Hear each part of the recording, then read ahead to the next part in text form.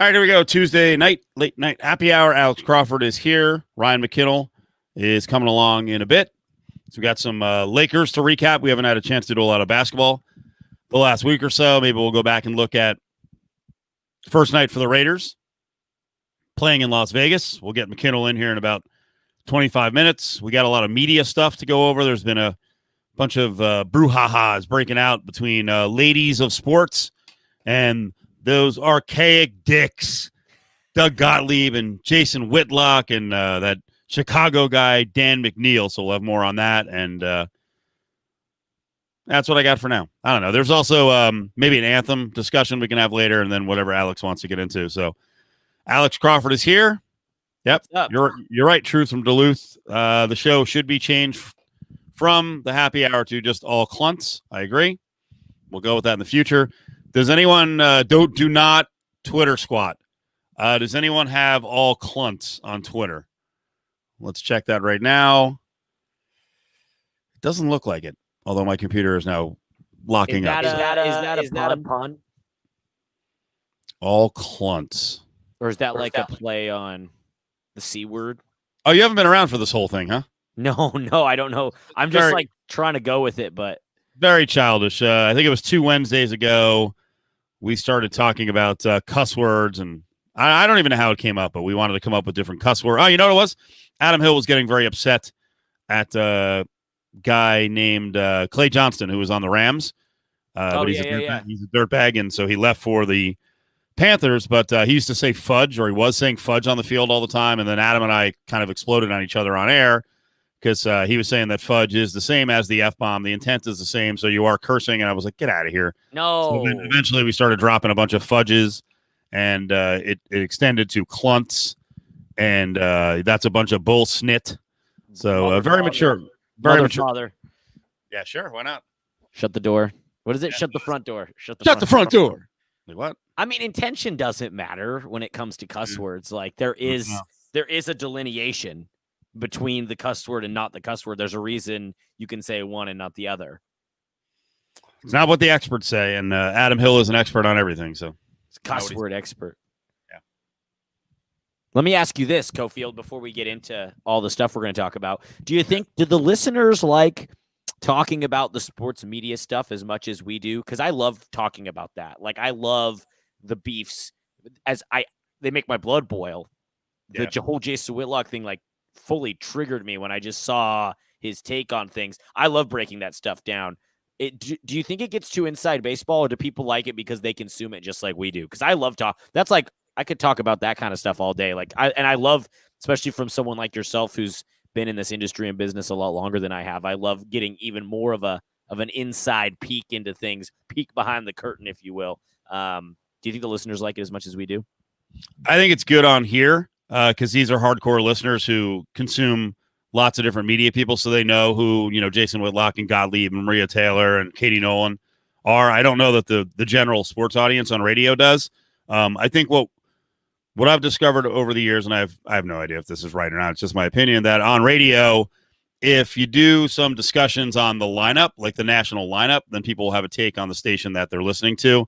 But if you start stretching it too far to podcast and who's on the other station and, national folks, like, I don't know. I just, it's a little too inside baseball, but I think it's good here. I think most of you guys are all pretty good with it, right? And it's a good one because this is the discussion coming up later on is way beyond Jason Whitlock versus Maria Taylor or Katie Nolan. It's us versus them. It's men versus women.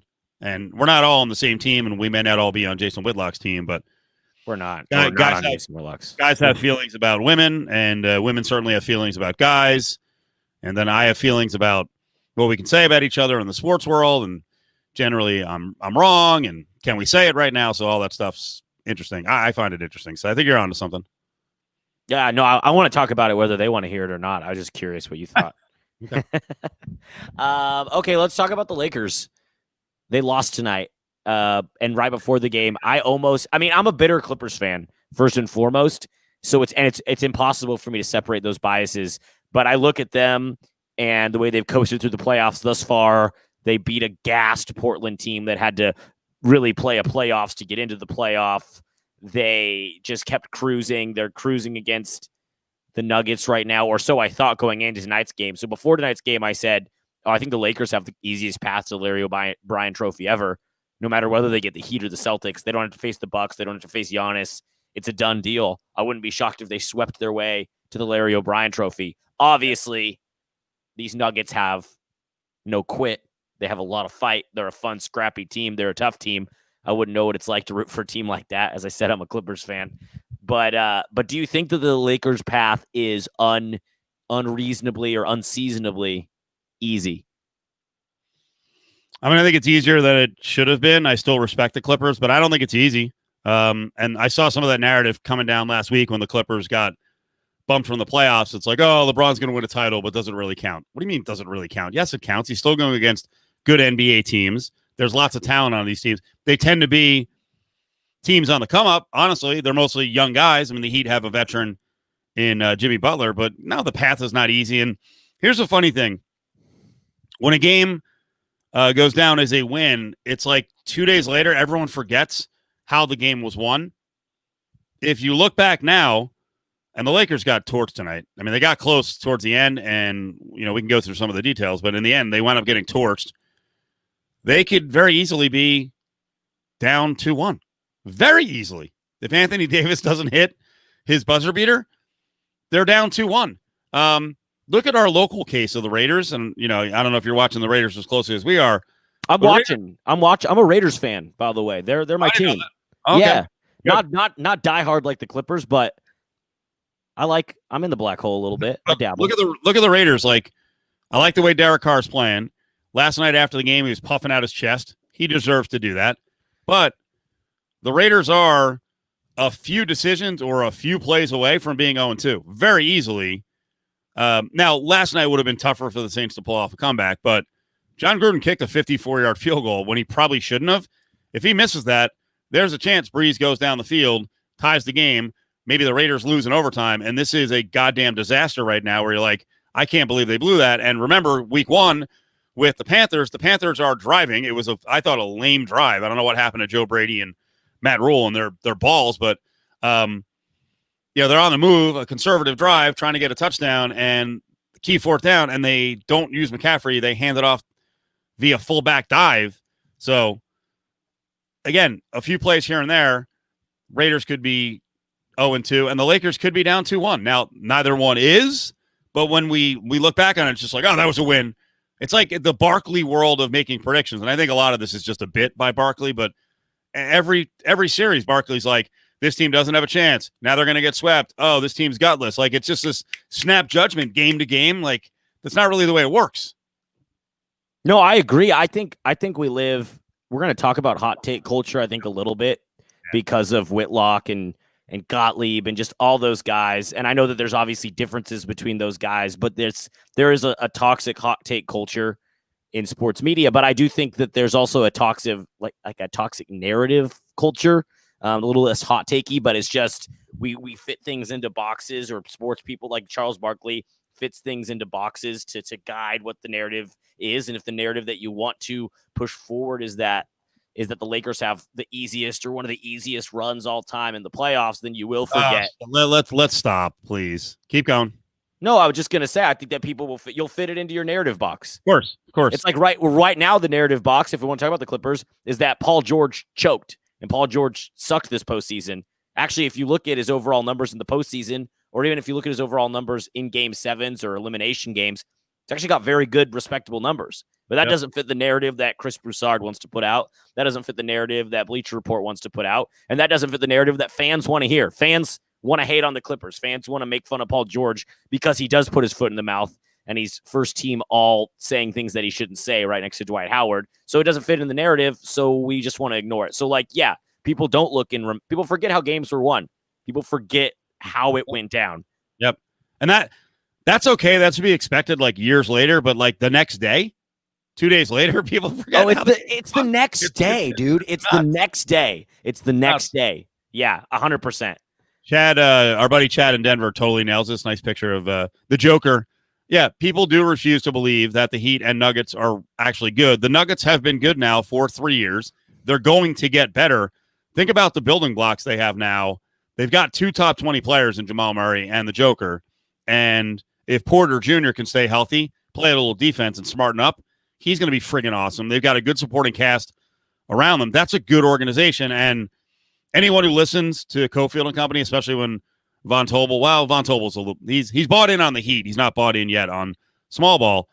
I've been talking about small ball, and the Celtics and the Heat are revolutionizing the game. Like this finals, if it is the Lakers, is going to be friggin' awesome, because I'm guaranteeing you right now, the Lakers are not playing big against the Heat or the Celtics. It's not going to happen more than like 15 minutes. And by big, I mean another big on the floor with Anthony Davis. The Heat and the Celtics will run a freaking circle. I like what D-Ho's doing, Dwight Howard. Congrats. I mean, he gives him a chance because D-Ho can actually defend down a little bit, but bum ass ain't playing. JaVale McGee ain't playing. This is, if the Lakers make it, it's going to be the ultimate battle of what we're going to see in the future. We've already seen it. The Warriors already showed you can win titles with Mr. Triple Single, Dr. Dre, Draymond Green, playing small ball. So this is great. I'm stoked for the rest of the NBA playoffs. But first things first, Lakers better focus and get out of the series, because most of this game they sucked, and then they made a run in the fourth quarter. And if you watch the game, Lakers were within 4. They got it to, I think, 103-99. And then LeBron, bad defense by the Nuggets. LeBron's got a wide open 10-footer, a little fadeaway in the lane, misses it. And then from there, it was just the defense just sucked. All that good stuff that Rondo did, he lost control. He bombed a terrible 3 late.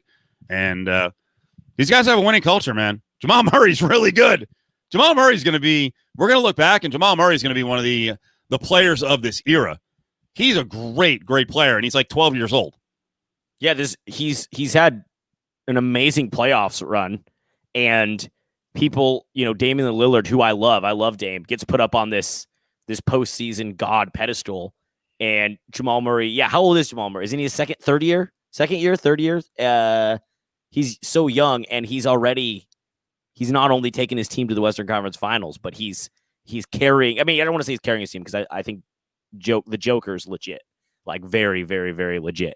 But what Jamal Murray's doing in the postseason should put him on that god tier status in terms of the way that we view him as a postseason player. And Joker too. I mean, I think he averages 8 more points a game in the postseason. It's the Nuggets are that team that everyone's saying they've got the building blocks. The future is really bright for them. It's like, no, it's actually happening right now. Yeah, he's 23, and Steve Cofield on Twitch said he's in his 4th year. So is that you? Yeah. That's smart. Just type it out. Oh, bring it, William. P1 listener William hasn't been on the chat or on the video before, so bring it. William can always sniff out if we're saying anything a little bit negative about the Lakers. So all I said, William, was they weren't focused tonight. But maybe you'll predict from here they're going to win the next 6 games in the playoffs and sweep their way to an NBA title. But I think they got to focus, because tonight was not good. They couldn't finish things off. And amazingly, this is where LeBron is. LeBron goes out and posts a triple-double, and Barkley just annihilates him after the game. He's like, that wasn't good. And on Barkley's point, I don't know if everyone watched post-game, but he was getting on Anthony Davis. Did he finish with 27-2? It's not a super impressive. 27's good, but when you're a dominant 7-footer, 6'11", and you grab 2 rebounds, not good. Not good. As Barkley said, he did. What's up, Kofi? Sorry, did not impose as well. I'm just talking to myself. Just talking Lakers. Alex is back in. It was good timing for the Lakers fans, because I was about to go in on hating on them, and then boom, I dropped them. Actually, I can't. What I was gonna say is I want to hate on the Lakers. Like I'm a huge Clippers fan, and I think I'm almost equally a Laker hater. And there's really not much for me to hate on right now. That's what sucks. There's no one to point the finger at for not getting the hallway series that we wanted. I mean, I lamented all this last week. 1 week ago was the Clippers 3-1 lead being blown. And since then, it's just a bummer, man. I can't even hate on the Lakers because they're gelling at the right time. They've got a leader in LeBron. You looked at the Clippers. I mean, Kawhi is a silent leader, but who's the vocal leader? Who's the guy that takes the reins? Is it Lou Williams? Could it be Doc Rivers? Could be Pat Bev, but he didn't play well. Exactly. Could be Pat Bev, but he didn't play well. He had one exceptionally bad game. And then with the Lakers, I look over and like LeBron's LeBron, right? I find him annoying as a player, but I respect him and I respect what he does off the court and his entire persona. I respect, but I still find him annoying. I think he's corny. But obviously, there's no LeBron needs to step up and be a leader. There's no who has the reins there. There's no who do we talk to? Who do we look to in crunch time? It's all LeBron, and I'm a little envious of that and just a little bit envious of the way the Lakers have meshed in the postseason as I thought my Clippers were going to.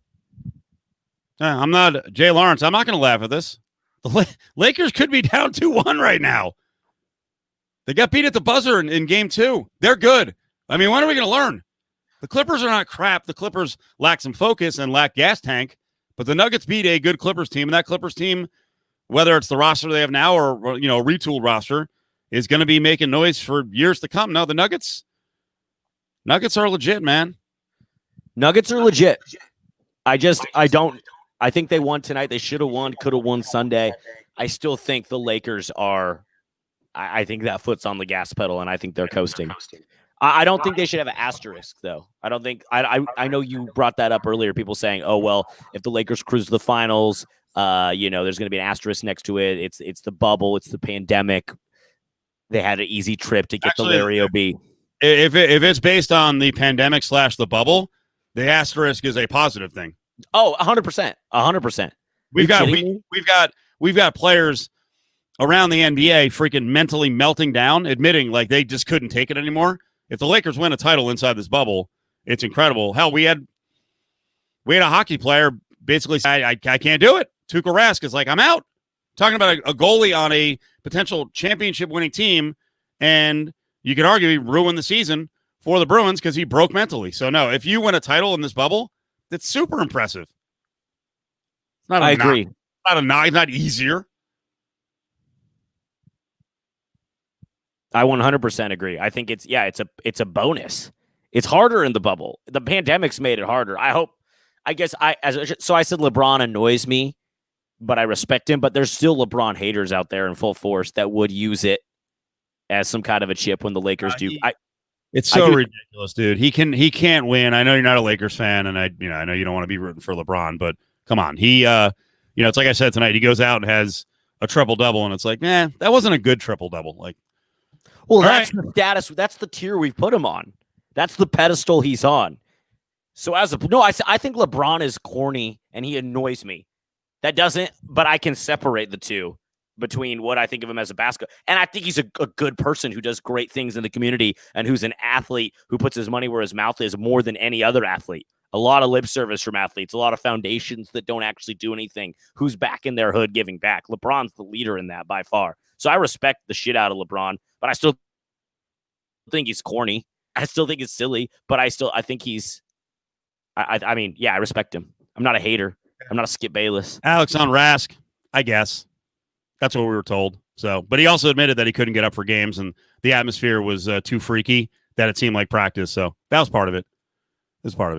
Sorry, NHL players have mental issues and mental health issues from time to time too. So it's not just the NBA. I know the NHL is big, bad, and tough, and it's different than the NBA, but it's not. Athletes are all the same. Some can handle it, some can't. Some have family issues at home. It happens. And not to be crass, but to Jay Lawrence's point / joke, put me in the bubble for a while, no wife and kids for a bit.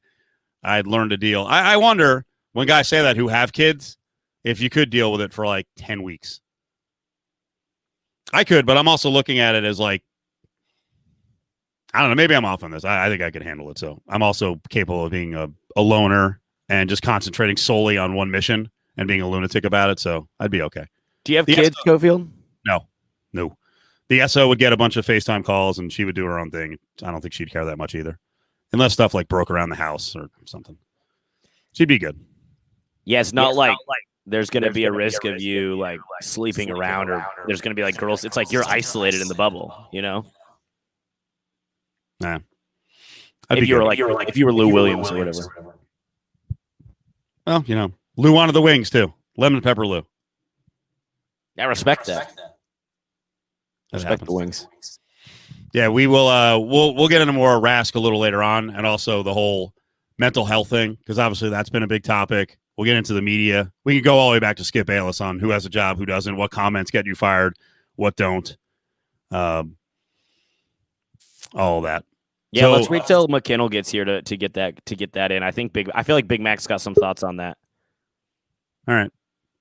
Let's do a little transition before Big Mac is in here. Did you you got the tweet that I sent over a little while ago, right? I did. Yes. I'm pulling it up now. Yeah.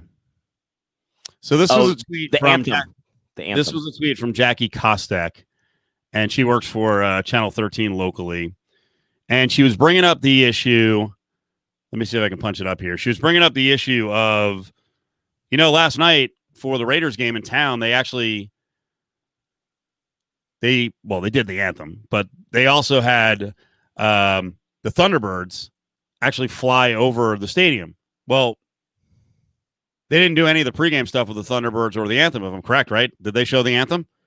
Anyone who was paying attention real close?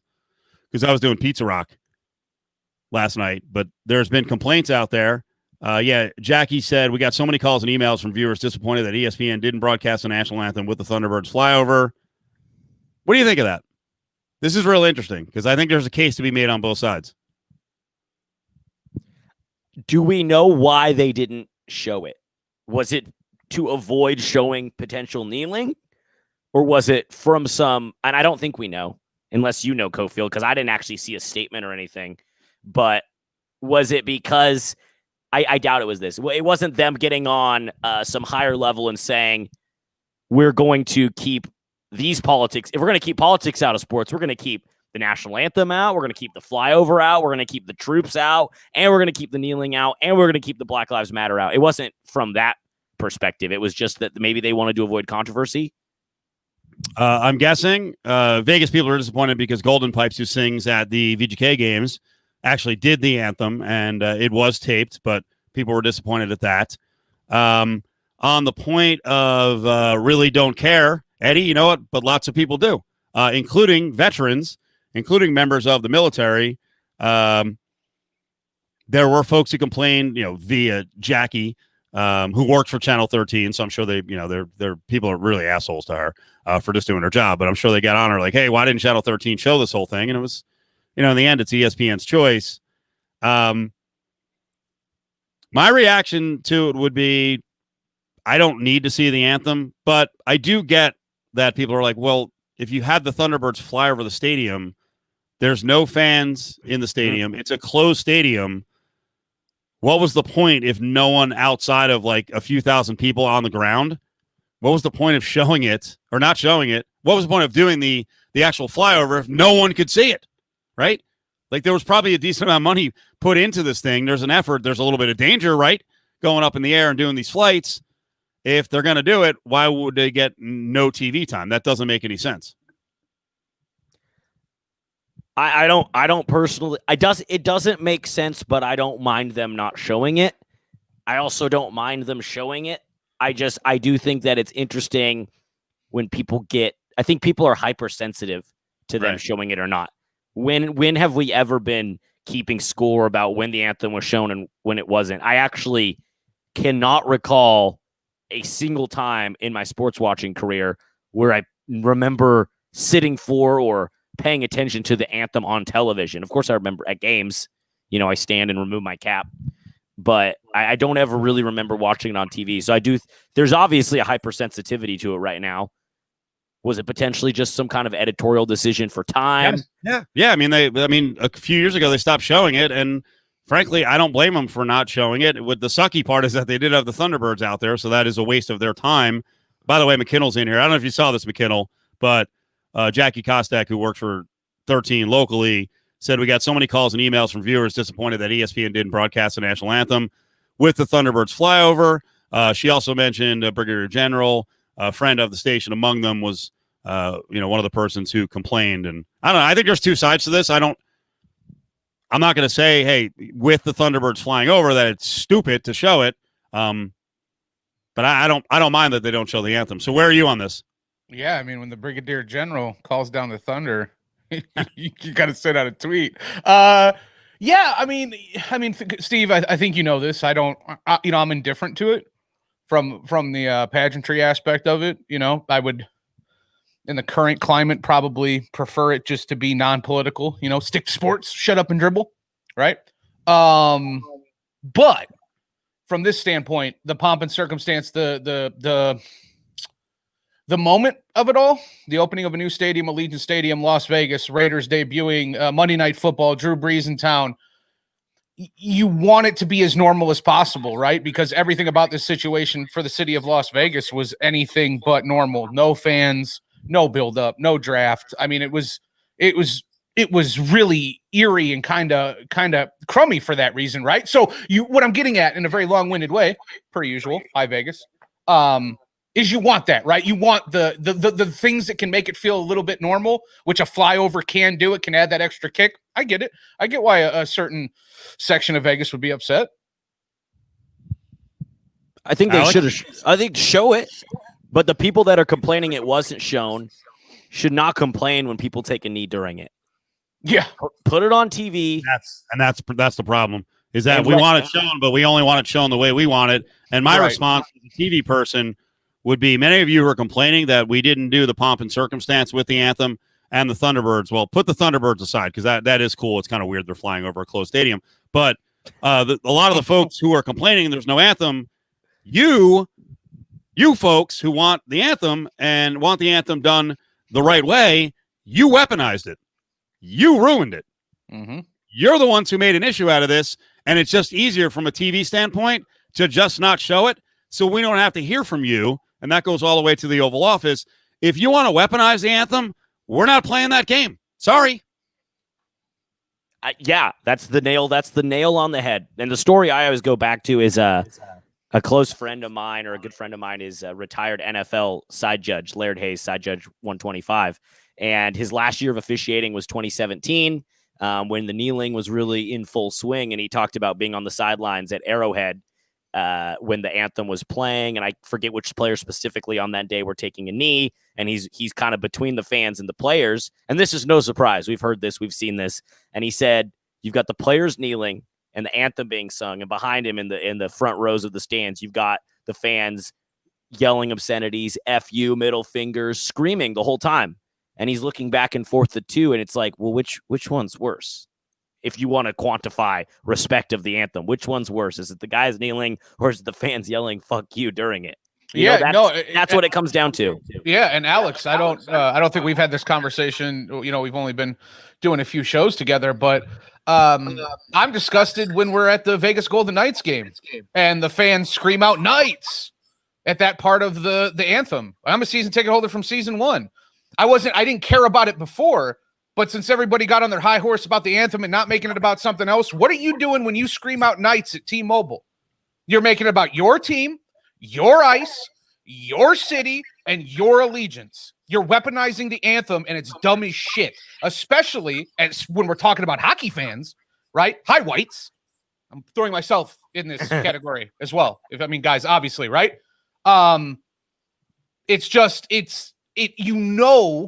You know what I'm saying? You know why they're doing what they're doing. You know why they're complaining about why they're complaining about. And it's a disingenuous argument.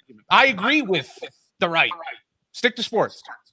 Let's absolutely stick to sports, right? Or at the very least, don't get whiny and bitchy and moany when it doesn't go your way. Because we talked about this. John Carlos, Tommy Smith, Muhammad Ali, Jackie Robinson. The list goes on and on and on. In my opinion, sports are best when politics and sports cross and the world is changed, or difficult conversations happen because of sports, right? So I don't actually want to stick to sports, but in this current climate of 2015 to 2020, yeah, let's stick to sports because this is dumb. And on the weaponizing of the anthem, I'm serious on that. People who have weaponized it, and even before that, the NFL using patriotism to profit, it's a turnoff. So now I'm a longtime lover of the anthem. Like, I really like good national anthems. I really do. I've said it. I actually walk out of whatever venue I'm in. I just walk out into the back. So if I'm at a bar, I walk outside. Yeah, because I don't want to hear people. I don't want to look around the room and see who's standing, no one kneels at a restaurant, but The majority, I mean, actually 98% of people do not stand at a restaurant. I think you should. So, Wait. What's the occasion where you're at a restaurant and the anthem's on? Like at a game? Yeah, just game. Well, as an example, if they played the anthem, Right. and say I'm at Pizza Rock, sometimes we will get the anthem, and you'll have one or two people. There was a guy week one, God, I'm blanking on his name. He's one of our regulars, fan of the show, and he stood up, and that's cool, man. Do what you want. If you want to sit, you do what you want. If you want to kneel, you do what you want. If you're like me, you walk outside, go look at the sky. You can do that too. But I can say this. Oh, sorry. The problem is people want to judge and weaponize it. So I'm out. I'm not playing the game anymore. And I think certain TV broadcasts, certain companies are like, yeah, we're not doing this anymore. So you do your nonsense in your own time, and we're not gonna show it on TV. Yeah, and I would say it's the last 4 or 5 years where I felt this way. I never felt some way about the anthem one way or the other before. So it's, in a way, these last 4 or 5 years have ruined it. So the people complaining about it and screaming patriotism, you've ruined it for a good portion of people, at least Steve and myself, because we never gave a shit before. But now when I hear the anthem and when I see people, I can't help but wonder what their motivations are. Is it truly patriotism? Or are you just trying to give a giant middle finger to the black athletes when I talk about the Vegas Golden Knights, right? Because hockey is an inherently racist sport, and anyone who says differently is ridiculous. I'm not saying that everyone who plays is racist. I'm not saying half the fan base is racist. That's not what I'm saying. I'm saying it's a bunch of white people, and it's an incredibly expensive sport to play. You can connect the dots. It's a systemically racist sport. Yes, exactly. And I've loved hockey my whole life, so I'm not just saying that to say it. I love all sports. I watch the NBA, I watch Major League Baseball, I watch NHL, I watch the NFL, I watch boxing, pro wrestling, and mixed martial arts, and I watch them all pretty closely, and I have for 30-plus years. I agree with you, Big Mac, too. I like when my sports and politics, not my sports and my politics, or when my sports and politics cross, because I think it leads to uncomfortable conversations. It leads to sometimes change. And more so, it just leads to reality. Like, that's life. Politics is everywhere. It's in sports. It's in entertainment. It's in education. It's in literature. It's just you try to, if you have the privilege to be able to live in a bubble, you're going to try to stay in that bubble. But not everyone does. And some people are faced with that politics, maybe in a different form every day. So I think it's just part of society, and to try to shield ourselves from it is unreal. It is. And what's great is that sports force people to have those uncomfortable conversations, as we're seeing right now.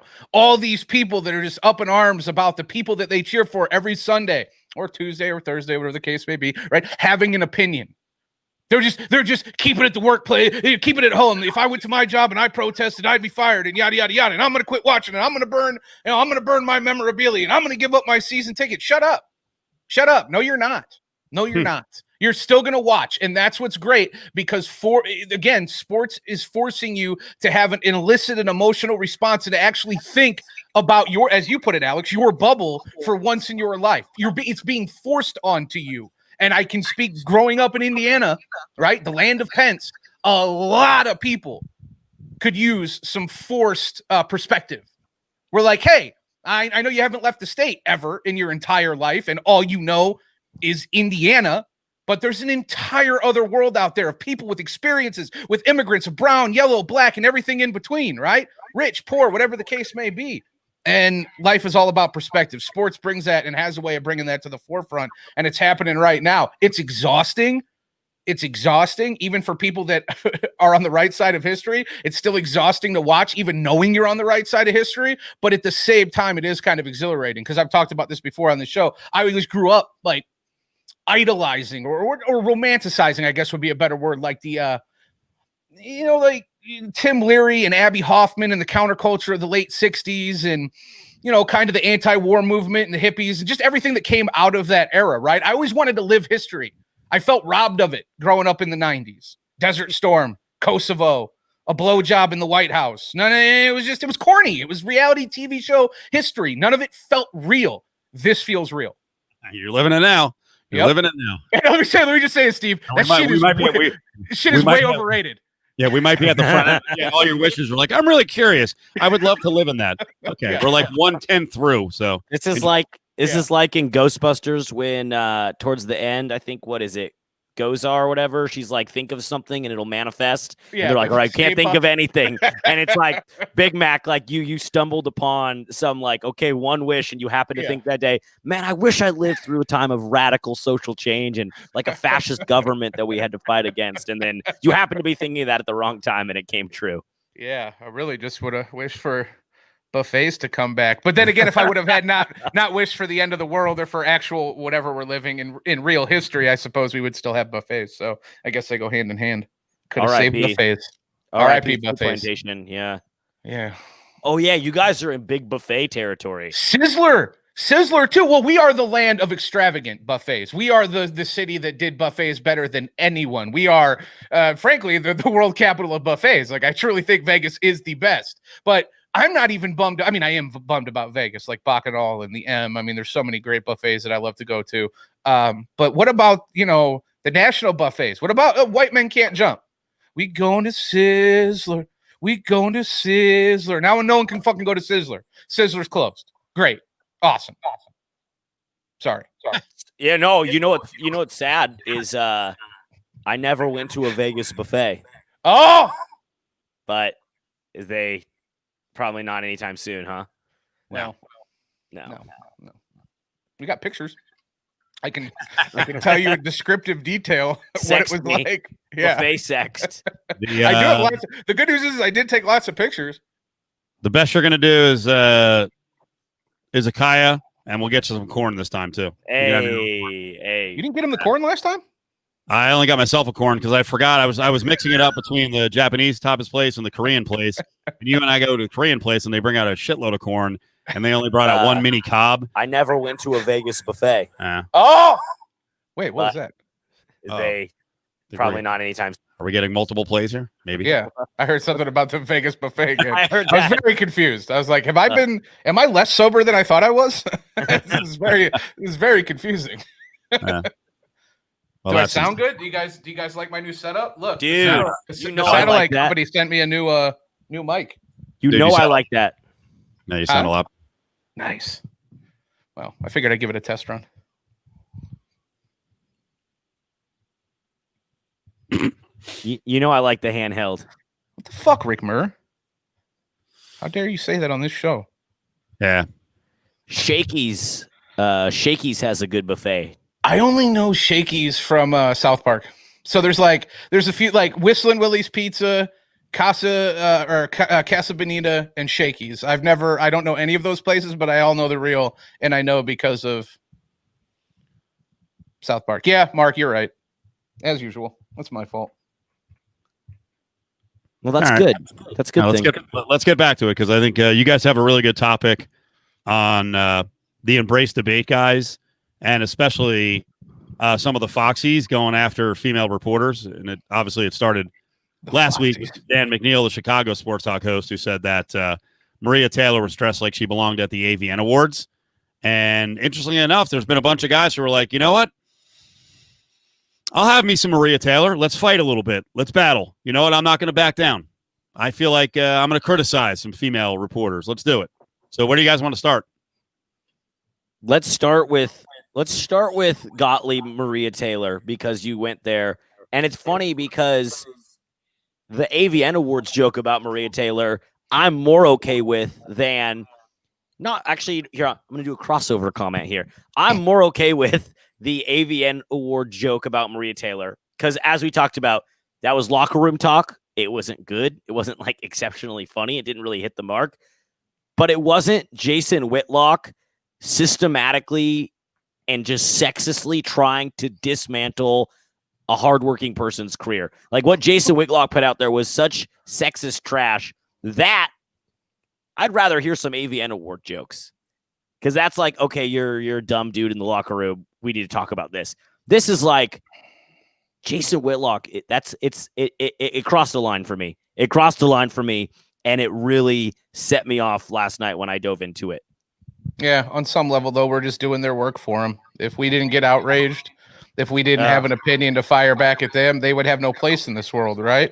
In fact, if they didn't have Twitter, just Twitter, you could take away almost everything. If you just took away social media, like a lot of these people, politicians, I don't know how effective they would be because they rile up a lot of their base, and then that base fights with the other base, and it shines a light, and controversy sells to some extent, right? But I do think, as you're seeing with Skip Bayless's comments last week about Dak Prescott, Whitlock had to pay $500K to invest and outkick the coverage and join Clay Travis. He had to pay for a job, essentially. I don't know. I mean, we don't know the exact specifics of it, but it just seemed like a weak move.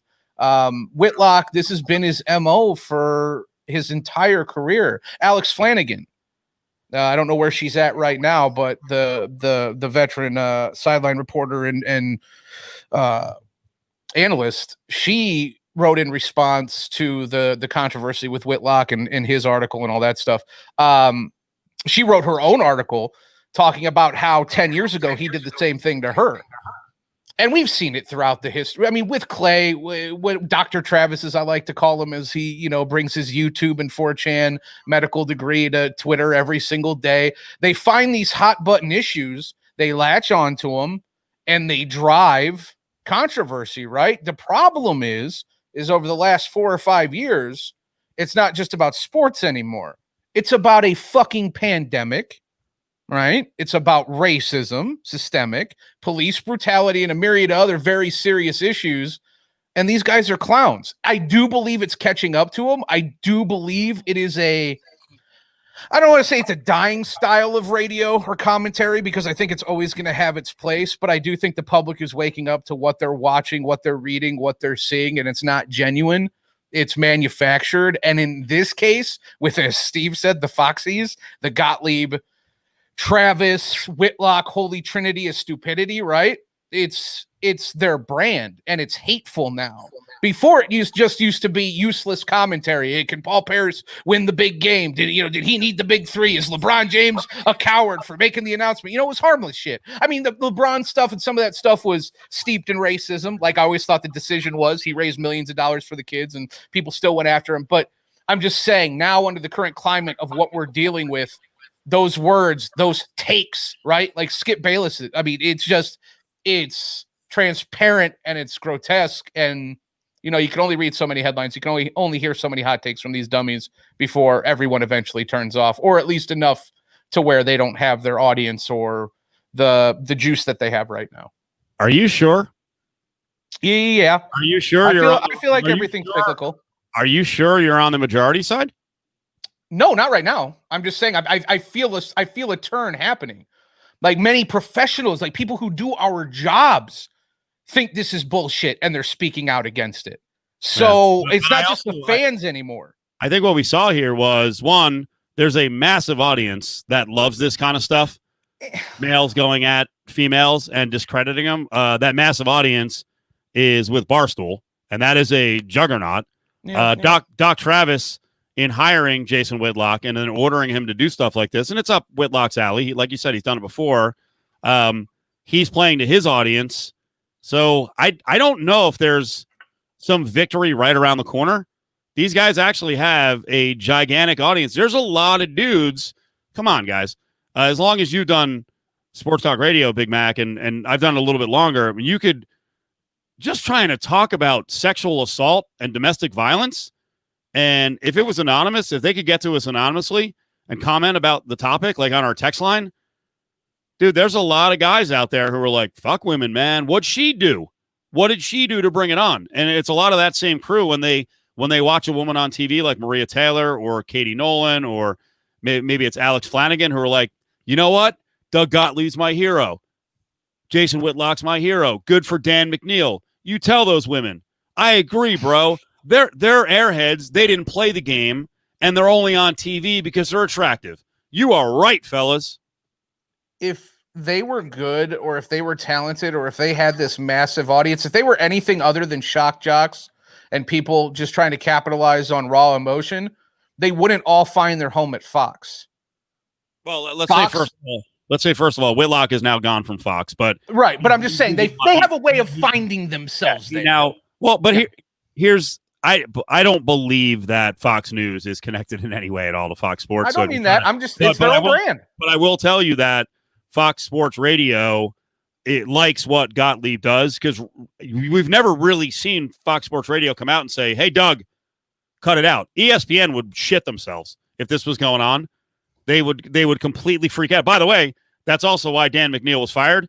There's only like 4 owned and operated ESPN stations. Like the rest of us we have local companies that own us.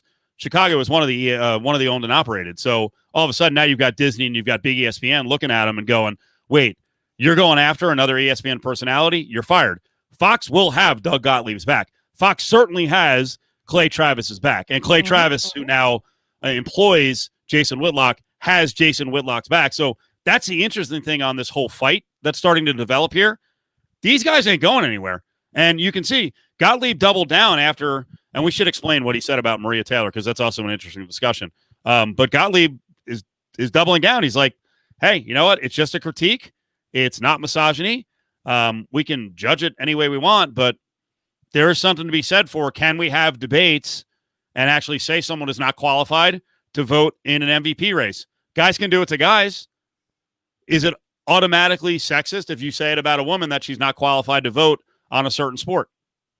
I think you got to look at the track record. We talked about this last Tuesday when we were talking about Dan McNeil getting fired, and it wasn't the first time that he said something like, oh, she looks like she should be at the AVN Awards. If this didn't come from, because Maria Taylor missing the vote on Anthony Davis and not putting him on an All-NBA team was a mistake. She screwed up. She should be roasted for that. She should be criticized for it. And she admitted it. She admitted it. And but then you can't tell a tone from Twitter, but then she kind of threw out, well, if you want to fire me for that, then feel free. Like, do you really mean that? Or are you trying to turn kind of the guilt trip back on people? I guess I'll let you go. I'm talking too much. Keep going. I was just going to say, though, we know Doug Gottlieb's track record. We know the kinds of things he says. We know his background. We know the takes that he sides with. Right. He's a clown. He's a certified clown. So when he says something like this, he doesn't get the benefit of the doubt. That's why you see a headline there that says, what I said was not misogyny. If someone else, Cofield, if you had said something like this and roasted Maria Taylor, I don't think anyone would have thought it was misogyny. Nope. And I also think that if let's just say Big Mac had an All-NBA vote and he screwed up and didn't put Anthony Davis on one of the All-NBA teams, I don't think the reaction from a Gottlieb would be the same. So I do think there is a bit of misogyny and sexism in there. That's the thing. We can roast whoever it is, whether it's Maria Taylor or whether it's Chris Broussard or whoever that screwed up on their All-NBA vote. But I do think that Gottlieb, given his track record and the kind of takes that he has, there is sexism in the way he criticized Maria Taylor based on his track record. If it walks like a duck and it quacks like a duck, then it's probably a duck, right? Exactly. That's what we deal with, as Steve said, with the Foxies. It's disingenuous. It's formulaic. Anything hot button like this happens. And also it's stupid. Dan McNeil, okay, bye. Find another loud white guy to do your job, but preferably don't. Find a brown woman or a white woman even, I guess. You can find these jobs. They are replaceable. They aren't these unattainable gods that just do this. I mean, you have to be adept at it at some level, right? But as far as I'm concerned, these stories are way bigger than they need to be. Dan McNeil said some dumb shit. He got fired because enough people got mad at it. Okay, move on. Gottlieb doesn't need to comment on it, right? Like every radio host doesn't need to comment on it. It doesn't need to be a talking point. Here's what we know. Misogyny exists. We know it because we're guys, right? We practice it. I do it, right? I'm better than I was 7 years ago when I was 27. I'm hoping when I'm 47, I'll be better than I was when I'm 37. But I'm not perfect. I certainly say dumb shit, right? And if that dumb shit ever cost me my job, then I'd have to be okay with it. I certainly wouldn't want to be made into a national talking point. But that's where sports are. We're at this intersect where everything is talked about and everything is dissected and everyone has a gimmick. And the fact is, if these stories weren't stories and misogyny and racism and classism didn't exist, and Clay Travis, Jason Whitlock, Doug Gottlieb, I'm not sure if they would have jobs. Let me ask you guys this from because what you said, Big Mac, is the tides are turning. Fans are getting smarter. People in the industry are demanding better. But is it a chicken and the egg scenario? Like, do we need to see execs and program directors and TV execs hire talent that engages in more nuanced discussion or intelligent discussion or avoids the toxic hot take culture? Or does it have to start with the listeners and the viewers and the fans and the consumers? Does it have to start with them? Because Cofield, I think you're right. I do think, unfortunately, a lot of people, the majority of people, are still consuming this shit and not. I've got to stop. I guess I'm asking for people to have critical thinking skills, and that's are they consuming it? Yeah, Alex, are they consuming it because they want to be consuming it, or are they consuming it because there's only a couple stations, and that's what aligns most with them, or that's what they've been listening to for 20 years, and it's just by habit? There's just not. What I'm saying is, there's not a lot of, as Steve pointed out, major media entities that are doing this at a high level. And Fox is the counter to the liberal elite, right? ESPN, the liberal elite ESPN that fired Jamel Hill and took Mike off of the Sports Center at 6 and buried all sorts of people. Katie Nolan's on at midnight. Katie Nolan's one of the most talented people on their entire staff. And she's hanging out at like when no one can watch her, right? So I don't think ESPN is as liberal as some people lead on. But here's the thing: as you talk about the shift and the tides changing, it already has. Podcasting has taken over. People are just like, yeah, I'm done with this shit. I'm out. Peace. The only thing keeping us alive, in my opinion, in terms of local radio, is exactly that: the local, right? And connecting with your listenership in a city. Taking callers, engaging, being a focal point, being a part of the fabric, right? That's what you have. So you hire people that are actual citizens. You build around that. You build around care. You build around passion, right? You asked, is it up to the fans to curate what they watch and to speak with their dollars? Yeah, on some point, but it also comes down to leadership, because leadership is blind and leadership is scared. They're just going to do what the person before them did because they don't want to take a chance. They don't want to ruffle any feathers. They don't want to upset the apple cart, right? This works. It's a formula. So here's a great comparison. Let's use rock music. Let's use rock music in any major American city, right? I love Metallica and all that stuff, right? But there was the new wave of American heavy metal in the mid 2000s. A lot of great bands came out of the new wave of American heavy metal. All of my friends who are Call of Duty playing bros and NFL fans who would have never listened to metal before were listening to bands like Killswitch Engage and Unearth and Shadows Fall. We're going to Ozfest and being metal fans, right? It's the only type of metal that they listen to, only type of rock they listen to. But if you go into any major American city, it's not that. It's not heavier sounds. It's not sounds of my generation, right?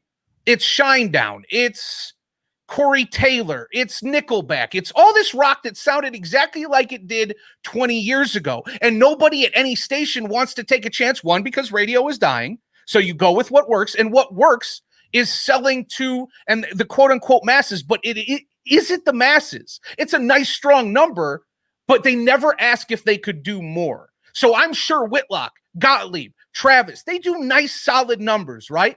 They do fine, but you could do better. At least that's my thinking. I think everything, especially in the context of Fox or the way that hot take radio is right now, it can be done better. Radio can be done better.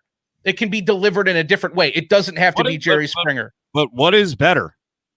What is better? This is more genuine, less scripted.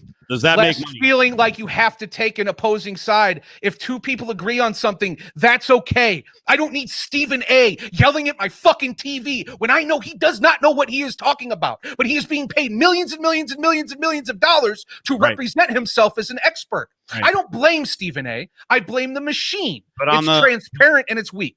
But on the whole, be more genuine. It doesn't work. That's what. You guys can all. And I can't argue with that. I was getting preached at today by other radio people, and I fired back on this whole hot take embrace debate thing. I'm like, those guys are brilliant. I am jealous. They've found a way to make lots of money. Their bits are awesome. Brilliant. So for all the genuine stuff, you can cram it, because in the end, if we don't make money, we don't have jobs. If the company doesn't thrive, you don't have a job. So like, I know it's the same formula, and they're getting crazier and going even further on the edges, but that's what works. So do you want to stay in business? Because much of the audience is with them. It's what's safe. It's all they know. So say the next 10 years, we're going to put a bunch of critical thinking shows on, and it's going to turn things around. Nope. And those companies that will go the different direction than Doc Travis and Jason Whitlock. And by the way, there's lots of local guys who do this too. Dan Dockich is coming to radio. He's in a market in Indianapolis that embraces him. He does this shit too. It makes money. He makes money. So this pie in the sky thing is awesome. But is it ever going to work? Especially since our market share is shrinking. Like, what's the right thing to do? The right thing to do is to have foresight and not to be scared through a format. It's not some pie in the sky. Dan Le Batard does the best show in America, and it's 3 dudes, 4 dudes, girls, whatever, sitting in a living room talking shit. That's the future of radio. Like-minded or maybe not like-minded people, at least you've got mutual respect, sitting in a room, having natural chemistry, and putting on a sports show. You need chops. It would help if you have a background, sports writing, right? It would help if you're actually good at interviewing. It would help that you have different personalities. Whitlock and Clay Travis couldn't interview Michael Jackson if you resurrected him from the fucking grave. They have no talent. They pluck at low-hanging fruit, right? And then they weaponize it. That's it. I think they're both extremely talented. Okay. I just have your opinion. Yeah. I mean, the rich. I know people out there like when you do this and you go on a rant and then I'm like, no, I disagree. And that's what happened on Twitter today. I was having a conversation and it's like, someone disagreed. Like, I'm sorry. What they're doing has a certain sort of brilliance to it. You may not like it, and I'm not directing it to you, Big Mac, but I got you may not be comfortable going after the low-hanging fruit, but there is a brilliance in being able to tap into an audience that large. And I believe this 100%. There are a lot of us out here who are like, I'm not going to do that. And, Alex said earlier, the critical thinking thing. We look at the audience as beneath us. And that is a terrible way to look at the audience. They're the consumer. I don't think so. We look down on if they like Clay Travis and they like Jason Whitlock and they want to listen to these guys, they're just stupid. Yeah. The fans are stupid. That's not my audience. You say the audience. That's not my audience. You listen, Clay Travis, Jason Whitlock. My audience is trying to get it as big as freaking possible. Well, it ain't the Clay Travis and Whitlock way because everyone's fucking laughing at them.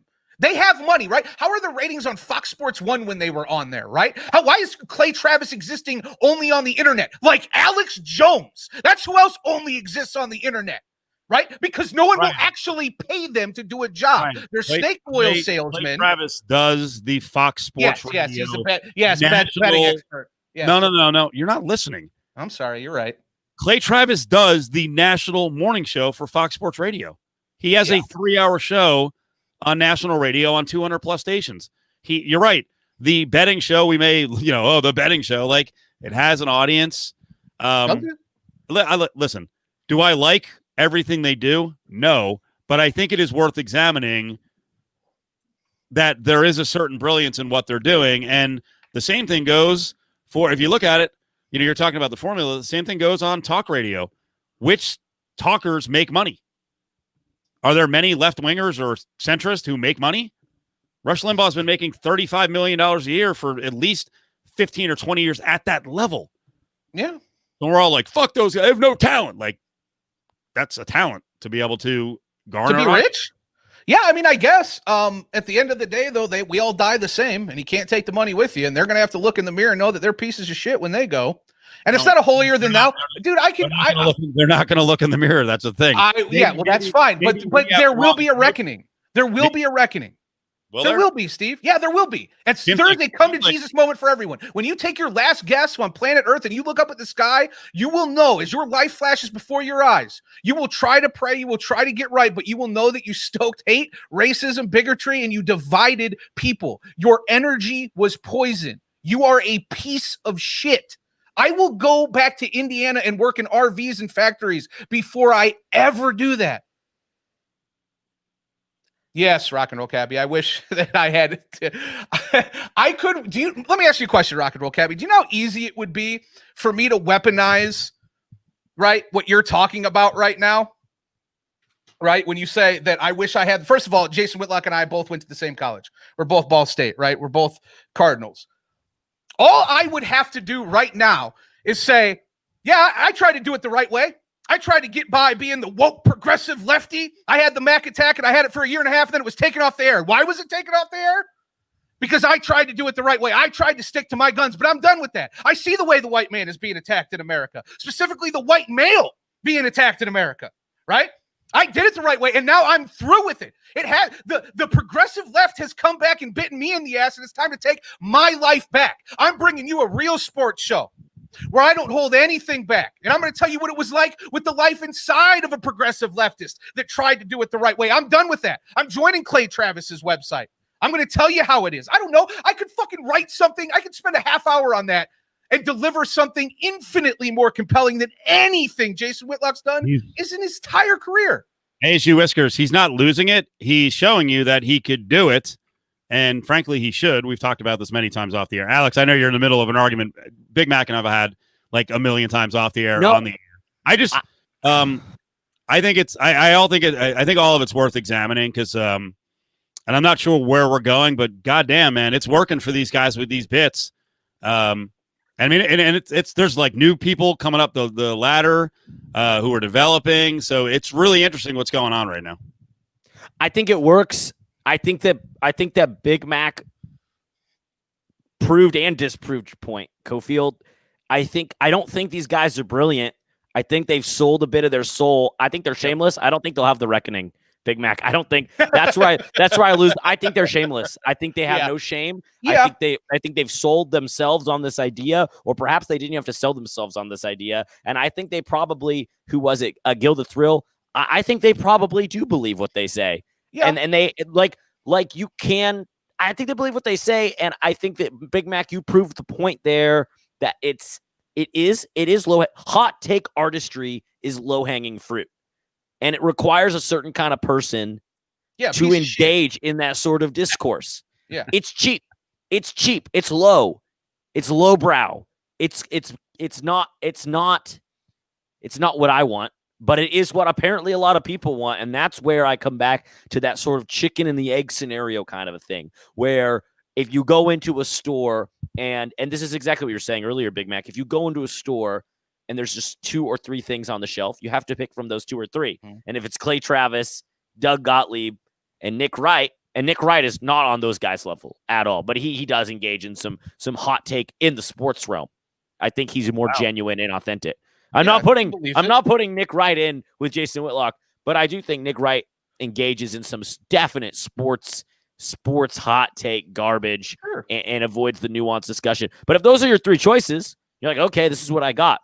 And so it comes back to we need to. I don't think I'm not talking down to the listeners, but people do need to be. People listen to what they have. It's like a music format. People listen. When Hey Ya came on the radio, it did horrible. It wasn't charting. It wasn't a hit until they started sandwiching it between hip hop hits, and then it skyrocketed. And then it became Outkast's #1 song because people didn't. It wasn't so abrasive because it didn't sound like the other things on the radio. So I do think that the listeners and viewers need coaching as well as talkers. So I don't know. I think it's a chicken and the egg thing. It's like people consume what they're given. But Big Mac, you proved that you could do it. I think Cofield, you could certainly do it. I think I could do it. I think you could. No, not as well as Big Mac. He could really sell it. He could make the heel turn and be a woman hating, people of color hating, COVID denying. Well, yeah, COVID hoaxer. He could do it. So he could do it brilliantly. He just doesn't want to do it. And I understand the reasons. Mark and LV is real interesting here. You're puzzled that there's a big enough audience for them to monetize that BS. Do we not see what's going on right now and how many angry males there are who feel like somehow we know they're losing some of their power and their privilege and they want someone to embrace.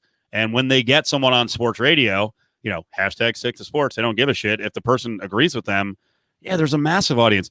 I don't know if Corolla was doing this sort of stuff for a while back or if he actually decided to do the heel turn on COVID, but he did it, which is real interesting. Again, I don't listen to Corolla enough to know if he's been consistent on this, but man, he was making a hell of a living doing podcasts. He still is, and that's like a nice little cherry on top. If that is a strategic move to make even more money and garner more, it's kind of crazy. They're cowards. I don't like. I don't like. I mean, here's the thing. All these people like Clay Travis, Dr. Travis, who's now become a COVID expert. Where were you got these folks screaming tyranny over wearing a napkin over your face? Where were you when the World Trade Organization was meeting in 1999? Where were you when the privatized prison industry was running amok for the last 40 years? Where were you when the war on drugs, which was actual tyranny, where we now live in a legal state with marijuana, but for the last 50, 60, 70 years, we've been imprisoning our own people, right? Americans, other people, people of color at disproportionate numbers. There has been tyranny going on in America forever in varying degrees. But y'all want to get upset about a napkin? That shows you how soft these people are, right? And how they are not in any way committed to America, patriotism, right? Any of the things that they say they're actually about, it's fake. You're not about that life. You've never been about that life, because I've been about that life. And I've been about that life for over 20 years. And I've seen actual tyranny. Yes, even as a white person, right? What I'm saying is it happens to everybody. It happens to others more disproportionately, right? But here's the thing. Back to, I want to say one more thing about Clay and Whitlock before we move on, or whatever it is that we're doing here. Steve is right, right? You are right, Steve. It is working. It is working. There's no denying it. I go back to last week's show when we talked about Big Ten and we talked about Trump weaponizing the college football reopening. Maybe it was 2 weeks ago, right? And I gave credit to Trump's team being diabolical and being, manipulative and all that, right? Right? Not having a moral compass, right? For essentially what I'm saying. But I did give them credit because they're manipulative and they're ahead of the game. To an extent, the same thing can be said about Whitlock and Travis, right? They are manipulative. They do see the finger of the pulse. They see all the angry males and they feed into that, right? But I hope, I don't think it's the majority, no. But I do think those people are being exposed at a rapid rate. Because I used to say this to sign off my podcast back in like 2011, 2012. I used to say crazy can't sustain. Remember, friends, crazy can't sustain. That was long before the current times we're living in. But it's a credo that I have, and I've got to hold on to it, that it may take 10 years, but this bullshit will be exposed. Like, here's a great example. Is Ricky Lake or Jerry Springer or anything like that on TV right now? Anything. Is anything even remotely close to that on TV? I think it evolved. Well, it did. In 1993, if we were having a conversation about television and talk shows, everybody would be like, what are we doing? We're losing viewership. We got to be like Jerry Springer. We got to be like Ricky Lake. And then there were people who were like, no, this is fucking crazy. There's no shelf life on this because it's poison and it caters to stupid people. Is Maury still on the air? Okay. All right. Maury and Springer still is. Okay. Well, I will say this about Maury and Springer. I didn't know they were still on. I guess I'm glad to hear it. Means the world isn't as chaotic as I thought it was. There's still some semblance of those years gone by, right?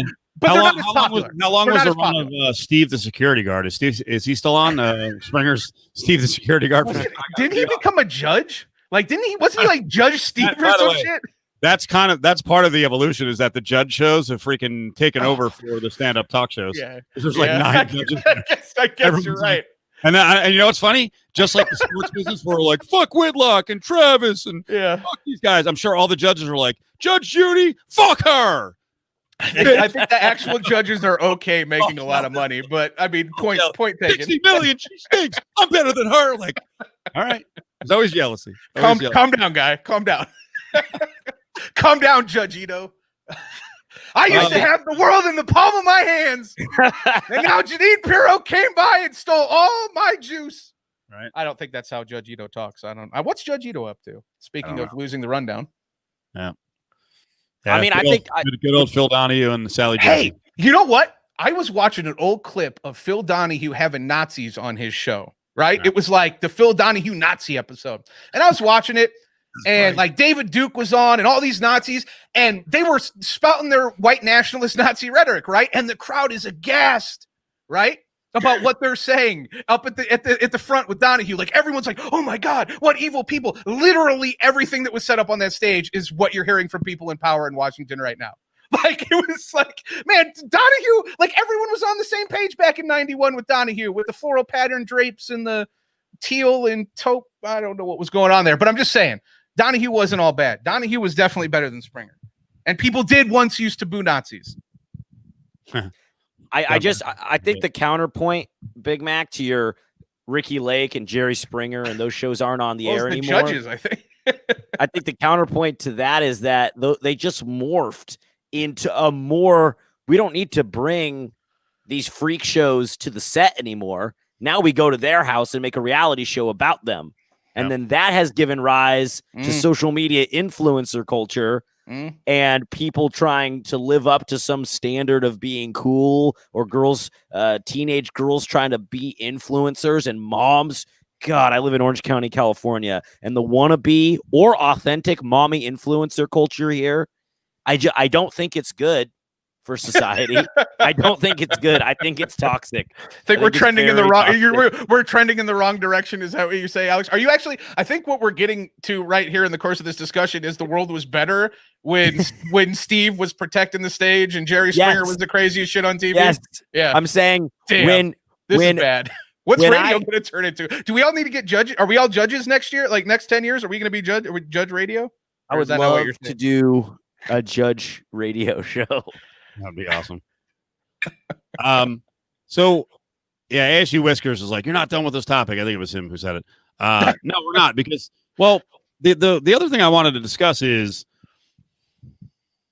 we've lost the ability to have dialogue, right? So everyone just starts screaming and yelling, and it's like sexist, racist, can't believe you're, this toxic. And like, there was actually a discussion to be had within what Whitlock was saying. Did you guys actually read what he said? So I just want to give you the timeline real quick, and then I'll pull it up here. This is a good site. Crossing Broad out of Philadelphia is a really big blog. So backstory goes like this. What's developed? So Maria Taylor, as we mentioned, messes up her NBA awards ballot. Davis is off the first, second, or third team. She explained it was a simple oversight. Gottlieb then says on Taylor, why does she have a vote? Taylor goes back at Gottlieb saying, hey, I played basketball. I cover basketball. That's why I have a vote. Which, by the way, when two former athletes go at it and they're like, you're not qualified, I fucking love that, because how many times do they, without any penalty, look at dorks who only played high school sports or didn't play sports at all, and they're like, you can't talk about this. I'm an expert. Meanwhile, Doug Gottlieb played what level of football? None. So anyway, from there, then Whitlock writes the story about Maria Taylor, and he says, you know what, you should avoid victimhood, not walk the same path as Jamel Hill and Beadle. And this is the topic I want to get to, because it's going to work people up, but think about why it's working them up. And we should think about what's happening here, like really what's happening here. And in the end, the root of it all is white males. We're dicks. But he wrote, Maria Taylor is a tall, attractive, quite personable on TV. Her career as collegiate volleyball and basketball player at Georgia adds to her credibility as a sideline reporter and NBA host. But let's not kid ourselves. 33-year-old Taylor would not be the host of NBA Countdown, nor would she have a vote in the league's most prestigious awards if she were short, unattractive, and grumpy. McKinnell. Jason Whitlock at age 33, 43, 53 could not get any of the jobs ESPN has handed to Taylor. Neither could a long list of highly qualified female sports journalists who I will not name. And there's a discussion to be had within this and these comments. Is there not? That, again, it's most executives are males in TV. There are women, but why do looks matter so much? And why do folks like Maria Taylor, Katie Nolan get so annoyed that is pointed out, right? They did take advantage of that, right? Like they did get ahead of some other women who just simply are not as telegenic. Is that an evil thing to say? I'm not saying they're not qualified. And frankly, because they can't change the system that is broken overnight, so they have to get into the biz first to change the system. But part of getting in is being attractive. It's not, well, it is different for males. Like I could be a reporter and still be as ugly as I am. Could I rise to the level of being some elite top 5 market TV anchor? I'm not talented enough, but more importantly, I look like this, so I would have no shot. So I don't know. I think there's a discussion to be had here like who's getting opportunities and who's not. And I think that's where there are shots in here that he's taking at Maria Taylor and Katie Nolan. And then he mentioned something like she was just a bartender and plucked from, which is very insulting to people who work their way up into their desired business. You have to work what jobs you can get. But am I way off here on, pointing out that there is something wrong with TV, that looks are important? Here's the thing. Jason Whitlock doesn't give a shit about any of this. It's disingenuous. Right? Like, he doesn't care about women's rights. He doesn't care about the struggle of women. He doesn't care about the struggle of anybody.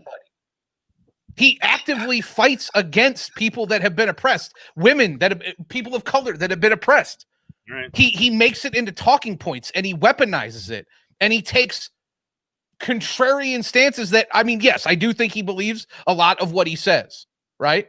He's went to Warren Central. He went to Ball State. He's a black man raised in Indiana. That is not an easy undertaking, right? So you think he basically took up a cause, but what he's done here, it's a fake cause, and he's turned it back on the women who are attractive to kind of put them in a position where they're like, whoa, now I got to fight out of the corner. When I actually was in the position of strength, the basic position is women don't get a fair shake in general. And now you're turning it back on me and going, well, you're attractive. What about the less attractive woman? So you're almost diverting their attention from what the main mission is. And women in sports, though, have been fighting an uphill battle the entire time. I don't think there's any question. And did an attractive person have a better job at getting a TV job, or a better, chance of getting a TV job than the less attractive person? Yeah, I think that's the way TV works. That's why all of us are in radio, right? That's the way the cookie crumbles. Tony Romo's a great analyst, but he's also beautiful. He's not a troll. Now, that said, yeah, we in radio have a real problem. Like, if anyone wants to defend this, and hey, TV, it's a visual medium, why aren't there more women in radio? Right? Yep. If your looks don't matter, I think that's a boss problem. If your looks don't matter, and I'm not doing rhymes with, but I've had male bosses, when I've put female candidates in front of them, actually make comments like, I thought she was hotter. She's kind of plain. I'm like, what the fuck are you talking about? Yeah, they shouldn't have jobs. And if those people, they shouldn't have jobs. That's all I'm going to say. They're pieces of shit. And that's probably why I don't.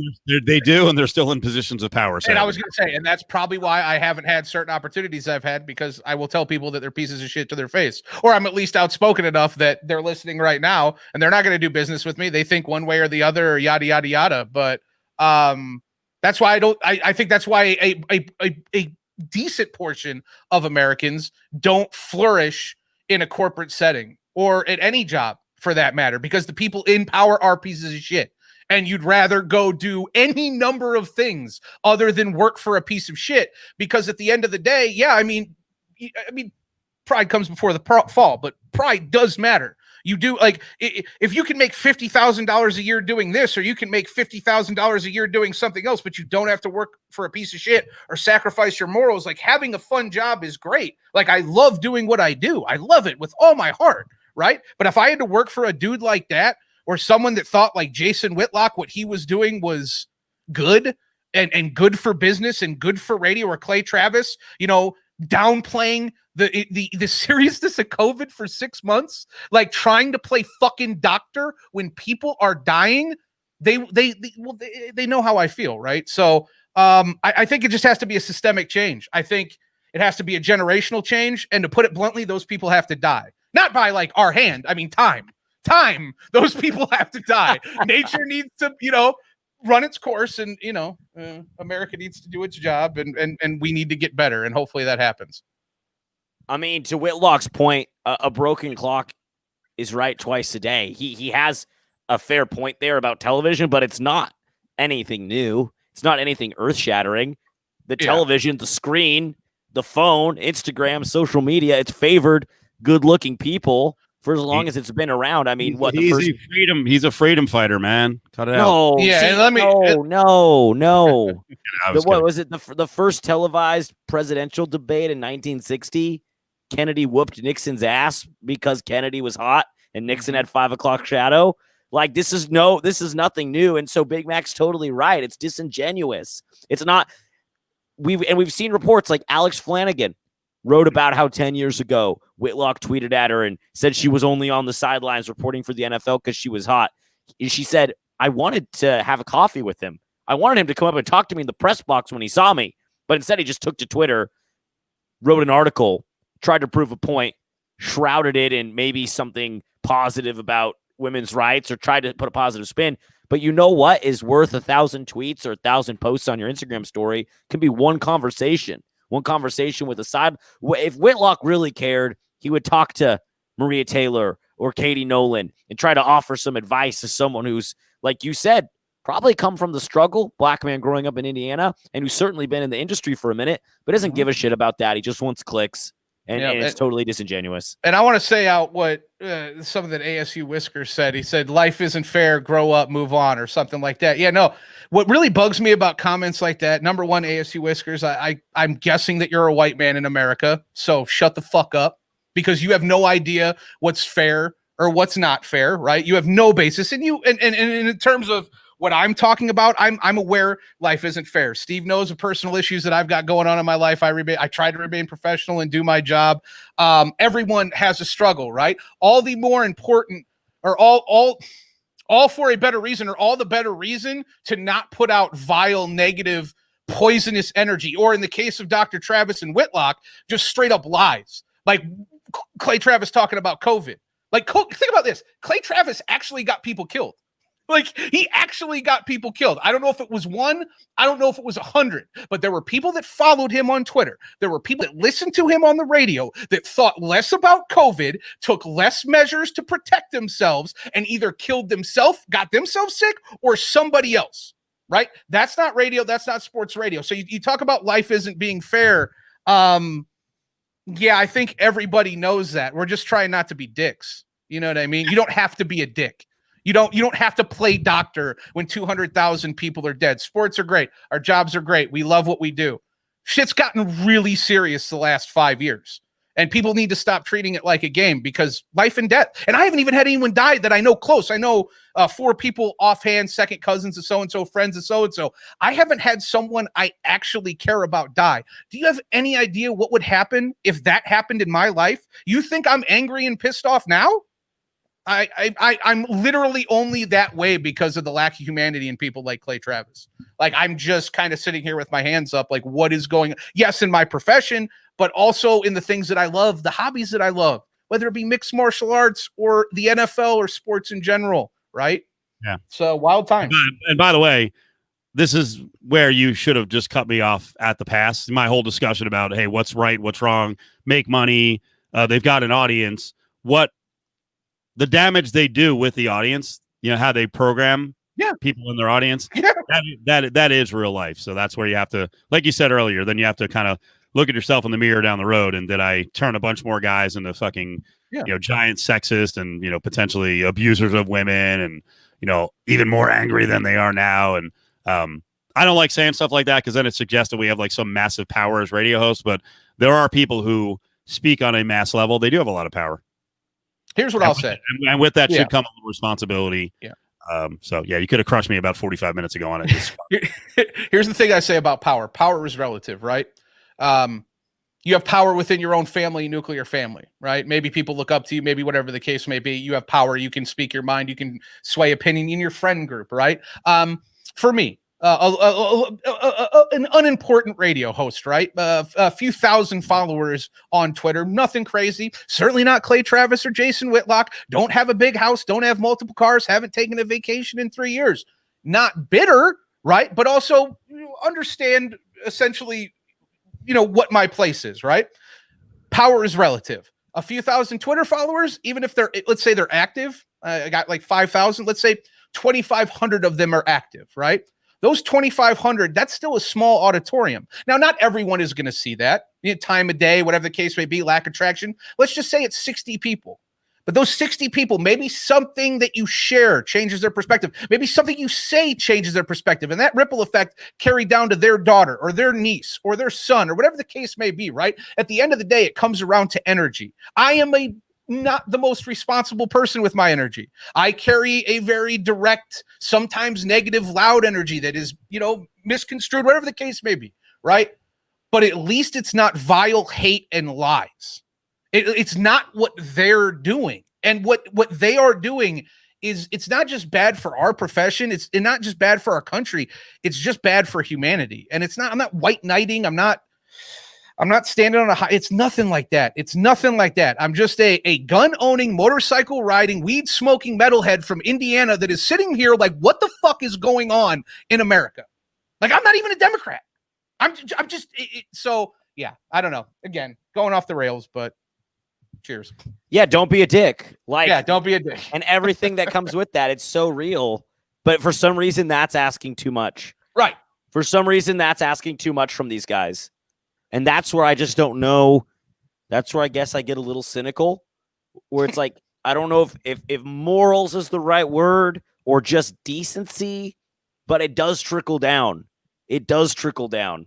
Like, you do have an influence no matter whether it's Big Mac or Clay Travis. Like, you do have an influence, and there should be, as you said, Cofield, the quote Spider-Man, right? That's Spider-Man, power and responsibility. Yeah, with great power comes great responsibility. Uncle Ben, man.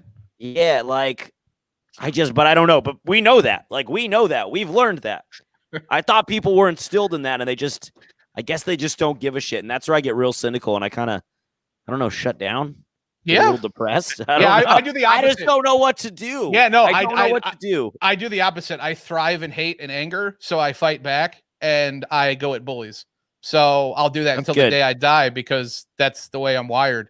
And I probably need a little bit of that. Like I said, it fuels me. You know what I mean? It keeps me focused. It keeps me going. And like a little shot. Yeah, and fuck Jason Whitlock energy is not the worst energy, because again, we share the same alma mater. He gives a bad name to Ball State. He gives a bad name to Indiana, although there are many other people that do a much better job of that than Jason Whitlock. Yeah, we're all built differently, right? But I think we probably have different political leanings. I know Cofield and I certainly do with different things in different issues, but at the end of the day, there's just basic human decency at play, right? Like, and that's all that really matters. And I think we've really gotten away from that. You talked about learning that stuff early on. I remember being in kindergarten and first grade back in Mishawaka, and you had like the list of criteria to follow, like in your classroom up against the wall. And I remember like one of them was like no put downs. Like that was like the first one you learned, like don't be a dick. Don't call people names. And now we got, Pocahontas and Crying Joe and who knows what other crazy, nicknames that dude's made up for people. It's transcended not just into politics, but it's our entire world. Though the whole world the last few years has been a little less nicer. And I'm not going to start getting extra nice to counter that. That's not really my MO. My MO is to go back at the dickheads and yeah, that's just the way I've always been. And I'm sure Whitlock's always been a prick and Clay Travis has always been a prick. I'm sure they've always been bootlicking, you know what I mean, follower just cowards, because that's the energy they bring. And yeah, I know this comes off as jealousy, by the way. I know there are people watching and listening to this like, that guy's an asshole, and he's just jealous of Jason Whitlock and Clay Travis. I'm not. I give especially Clay for starting his blog and doing it in a grassroots way and building his audience. I have a ton of respect for the audience that he built and the way he went about it, doing it himself, a truly like DIY sort of come up, if you will, right? I do have a lot of respect for that. He lost his way though, and he's a piece of shit now, and I have no problem saying that either. I know where Doug Gottlieb lives, so. No, Doug Gottlieb lives like close to where I live in Orange County, and I got his personal cell number from his boss to come on my radio show, because I know the guy at Fox who like is in charge of talent, Fox Radio, and he follows me on Twitter. So when I tweet all this shit like "fuck Clay Travis," I'm like, oh, I wonder if he's probably seeing that. And Gottlieb just big time me, which is I guess I expected, because Gottlieb's on national radio and I'm not. Yeah. But he fully big time me. So I'm not gonna go fucking ding dong ditch him or anything, but I do have beef with him because he didn't just not come on my show.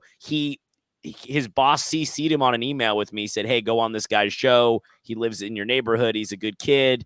And Gottlieb was like, for sure, text me. I texted him, and then he just never responded. I'm like, oh, he wanted the boss to think he's doing it, and he big-timed me. And I don't like being big-timed. I don't like being big-timed. I don't like being big-timed. Tea time with Alex Crawford. Let's fucking go.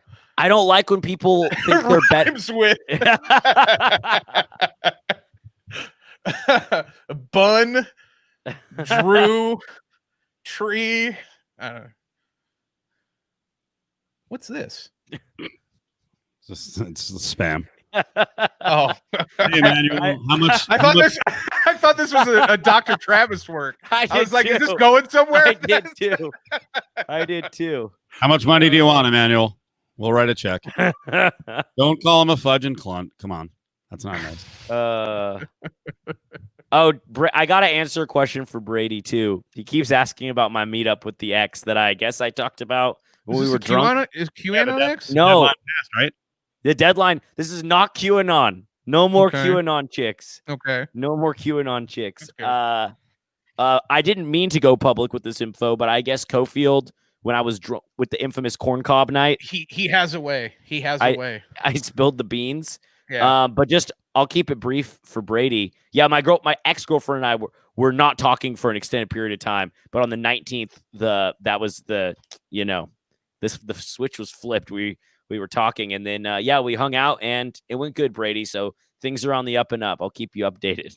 Good for you, Alex. I don't want to go into everyone needs a friend in 2020. I don't want to go into detail, but Brady asked several times, and I feel bad leaving him in the dark. So we met up.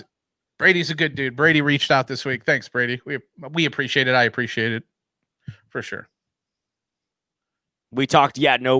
We as soon as it was actually there was an earthquake right around midnight going into the 19th. There was an earthquake, and right at midnight, I got a text from her, and she's like, "Holy shit, did you feel that?" And I was like, "I'm back, baby. I'm back." Did you slip her the tug? This is Thank great. God for the earthquake. Thank God, yeah. It was a trauma hookup. It was PTSD hookup. It was a PTSD. It was global catastrophe or local catastrophe turned into snuggling. I like it.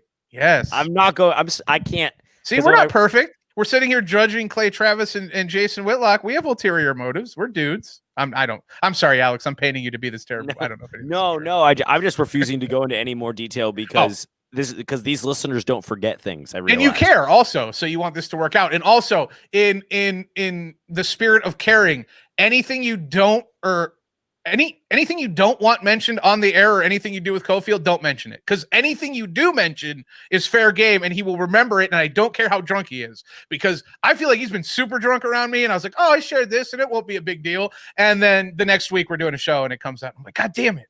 He got me again. Yeah, and I noticed these listeners just they remember like Cofield. I think like last week you were like, "Oh, good reference from a decade ago or something." Yeah. And how are we ever? And how are you ever going to do successful radio without calling, women reporters essentially sluts, and that's the only reason they got their job? Like that's the only way you can do it. I don't know. Have like a 15-year show where the listeners stick with you, and you do, creative radio where you have, genuine people who tell stories that engage with the audience, and you're informed about sports, and you do good interviews, and you build an audience, and they stick with you for a decade plus. Like I don't. God damn it. Yeah.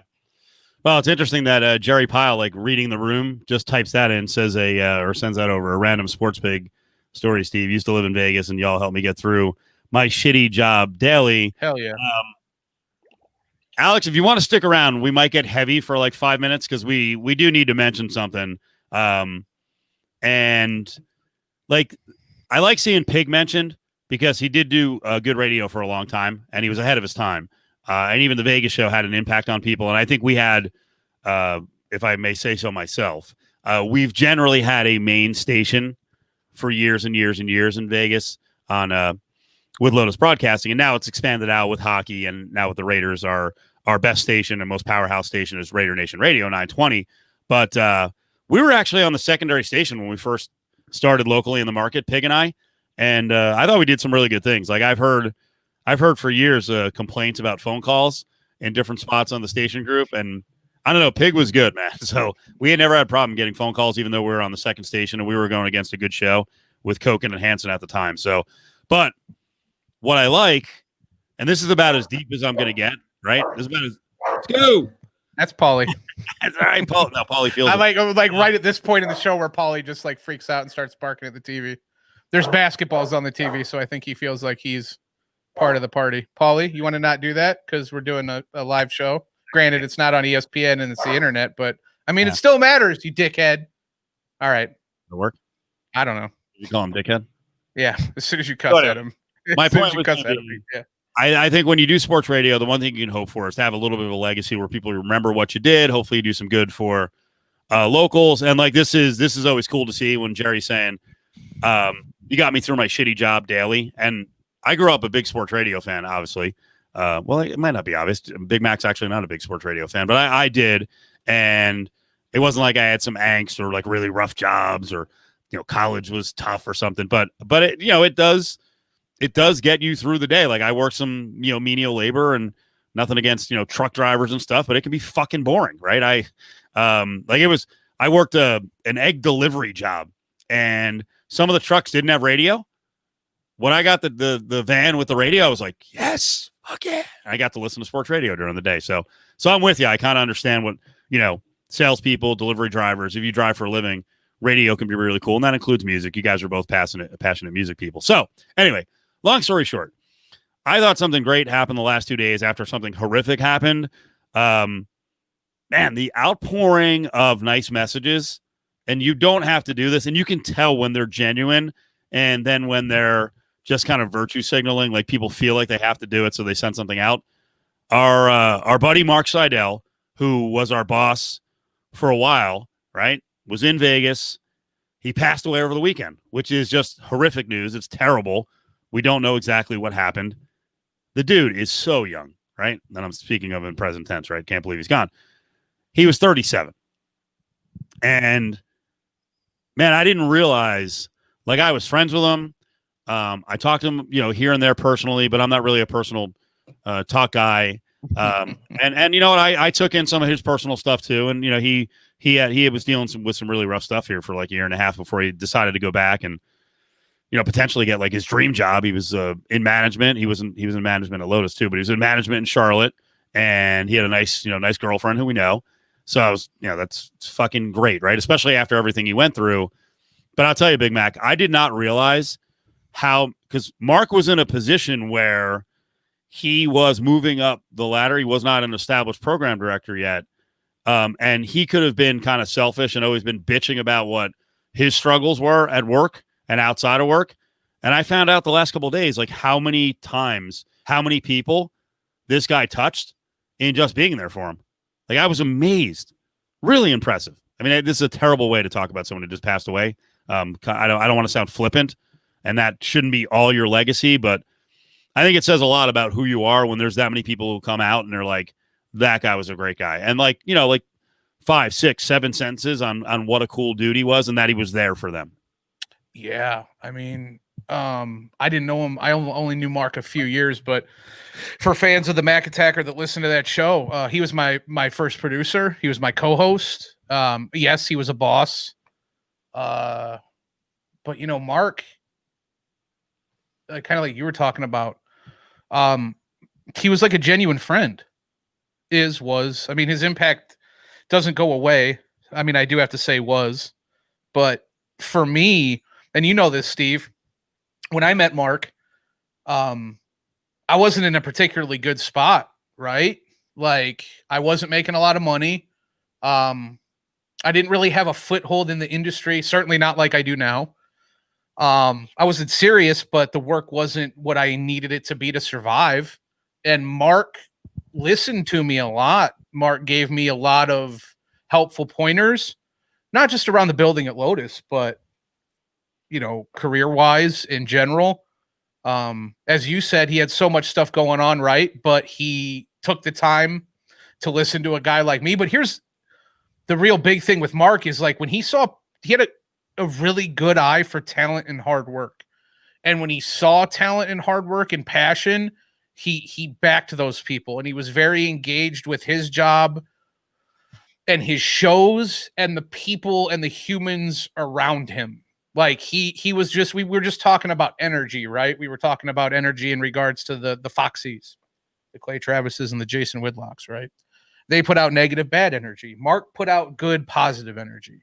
Mark was always not always in a good mood, but he was the consummate professional. And when things were going bad, you didn't really know. And I will say this, the first show that we did on the Mac Attack was coming off a weekend of horrific tragedy for Mark Seidel. And I remember going to ask him, like, do we want to go and get someone else? Do you want to, like, I can do the show solo. It's only an hour. We're good. If you need this time, he's like, no, man. He's like, let's do it. Like, I told you I'm going to do this. We're going to ride together. He was really excited. He was engaged with the show. We always had great shows together.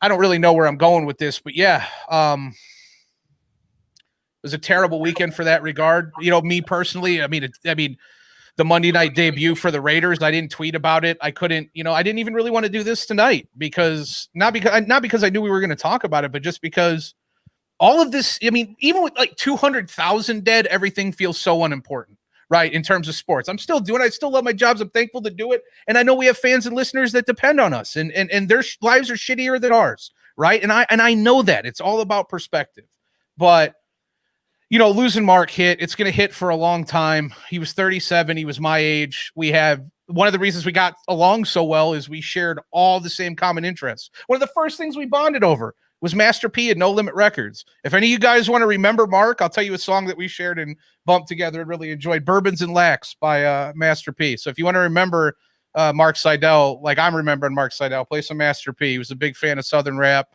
Like I said, a warm soul, loved radio. And here again, he put his reputation on the line for people who gave a shit. Hard workers, not names. I wasn't the biggest name in the market, right? Right? Other people as well. Ryan Wallace, Ryan the hockey guy, said he wouldn't have his shot if it wasn't for Mark Seidel. There's other people that chimed in on that as well. I'm just saying, I wasn't the only one. He recognized hard work, he recognized talent, and he recognized passion, and he put his name on the line for that. And for that, he had loyal employees. And that's where you see the outpouring of love and respect, loyalty.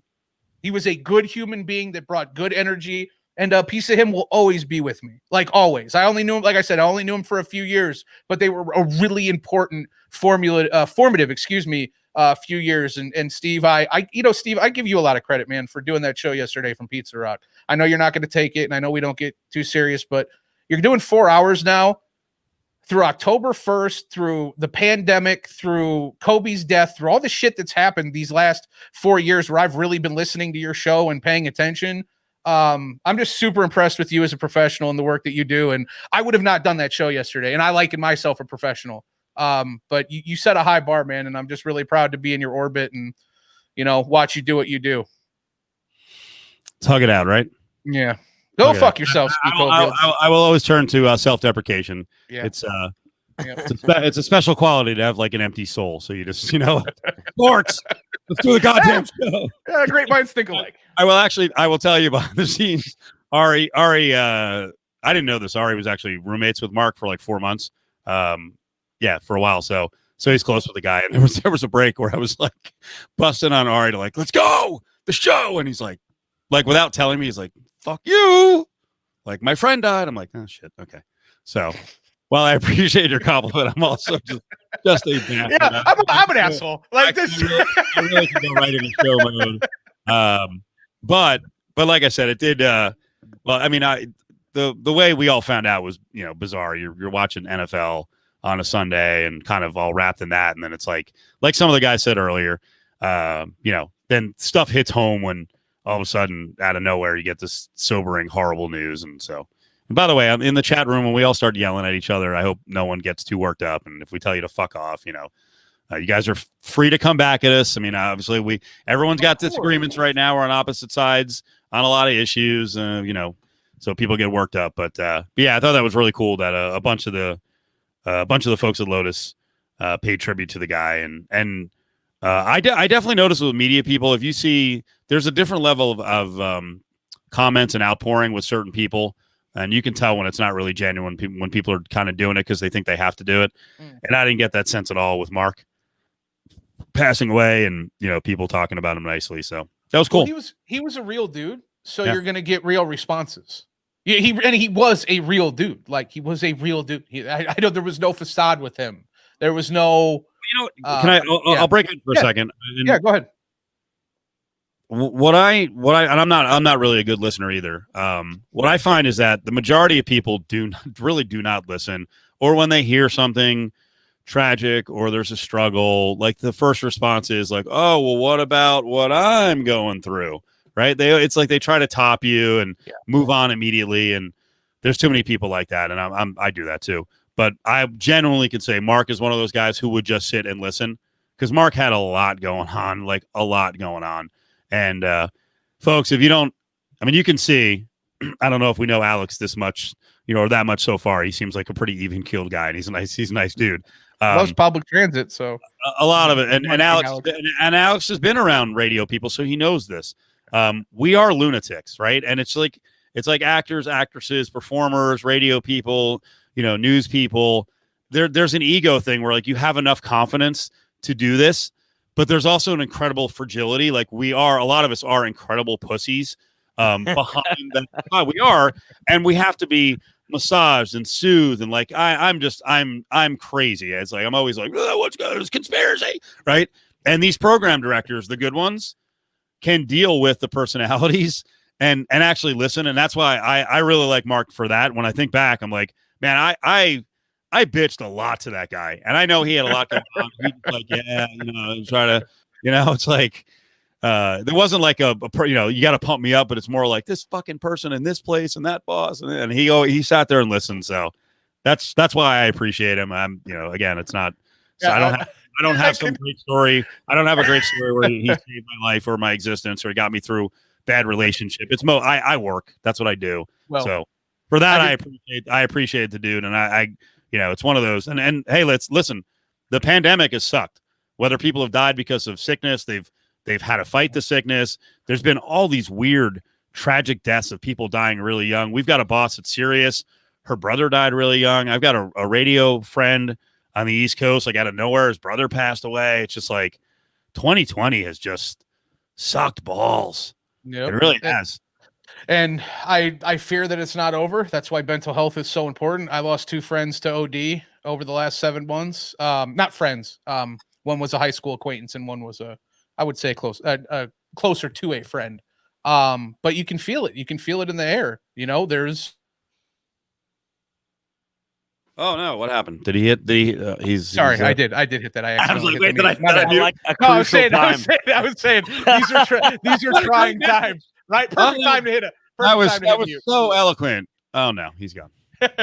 So no, it's just It's as I said, Steve, it's trying times, but all the more reason and all the more, I guess, reason to celebrate a guy like Mark Seidel, right? Who, and I can say this to Steve, is you were like, I bitched to that guy a lot, and he always listened. Trust me, Steve, we had a couple conversations. He didn't want to be always listening. He did that because he was a good boss, and he really was. And the energy that he put out and the patience that he showed, just a really good human being, and we're all going to miss him. And it brings me back to Stephen Colbert had Keanu Reeves on. I think it was like last year, and Stephen Colbert was being a smartass, and he was like, "What happens to us when we die, Keanu?" Oh, this is so good. And Keanu, and Keanu paused and he thought about it, because it's not a question you expect to get asked, and he said, "I think the people that knew us and loved us will miss us," and that's what I think about with Mark Seidel. Like as I watch the outpouring of love, like you see the impact he had. And I didn't know about the Ryan Wallace stuff or the Ari stuff, or like there's so much we didn't know about him, but that's the stuff that speaks volumes, because he didn't need to talk about it. He just did. And that's a legacy that you want to leave. And 37, it's way too young, but he did a lot in those 37 years, and we love him and we miss him. And I'm never going to forget my time. Maybe I should save the rest of my Seidel stories for when Adam's on, because I know Adam was broken up about it too. But I'll probably forget because I'm old and I forget stuff. I will mention something else that's really important. In radio, there are hundreds of people looking for jobs all the time, right? And Vegas has always been attractive. It's a cool city, and now that we've got major league teams, it's super attractive. People in radio, bosses in radio, have a real bad habit of not answering fucking emails. When people reach out asking for jobs, and I know for a fact Mark did that, because that was the other thing. I got a bunch of texts from people who were like, "Oh, I'm so sorry with what happened," and they're people I've talked to who were looking for jobs from years past, like 3, 5. I'm trying to think how long Mark was there, whatever. Over the course of Mark's time, and they reached out, like they never worked for him, but all what he did for them was simply something that most people who are in management at jobs don't fucking do. Like, think about being on the outside looking in. Answer these goddamn people. Believe me, I know I'm going to be in that position again. And, you guys have been in it. It's like, just even something small like that makes a mark. An acknowledgement. Right? Just answer email. That's how I ended up on this. I applied for a job like 3 or 4 years ago. And then I think I DM'd you, Steve, on Twitter to follow up. And you actually responded. You gave like a thoughtful response. That's a first. That's how I ended up here. He must have been tying one on that night. Super emotional, emo Steve replying to his DMs. It worked out though. Look at us now. Yeah. Wow. I just wanted to make that point because I'm sure everyone in the audience has applied for jobs, and it's just like, be a human being and answer fucking people, unless your job has thousands of applicants and you can't do it. But I just know in radio there's only going to be 30, 40 people who are emailing at you, and even if there's not a job open, just answer them. So good for Seidel on that. I'm sad he's gone. Well, if this is sorry if it's going to be a broken record later in the week, but I know Von Tobel's going to want to talk about it, and Adam certainly will. So Adam will be back on maybe tomorrow, but certainly Thursday. So Alex, I appreciate you sticking around. It's good to hear story. No, that's that kind of perspective. I didn't know Seidel, but I actually saw, not even from you guys in Vegas, but other people I follow on Twitter, like you said, like genuine response. And before I even realized he had a Vegas tie, I had seen Twitter things and memories. And it's like, it makes you think about what you want to do with your life and the legacy you want to leave. And it is the little things. It's not the money that Clay Travis and Jason Whitlock are taking with them. It's the impact you make on people's lives. Can we end on that? All right, guys, we'll see you tomorrow. We're going to go early with Petro. I've got a tweet out of New York that is bashing on Kansas City from a New York radio host. I don't know if Petro, I'm not going to spoil it. For you Kansas City people, shut the fuck up and don't spoil it. Don't tell me I have it. We're going to feature that tomorrow night. And I'm telling you, if this guy ever went on Petro's show, I think he would make the guy cry. The guy thought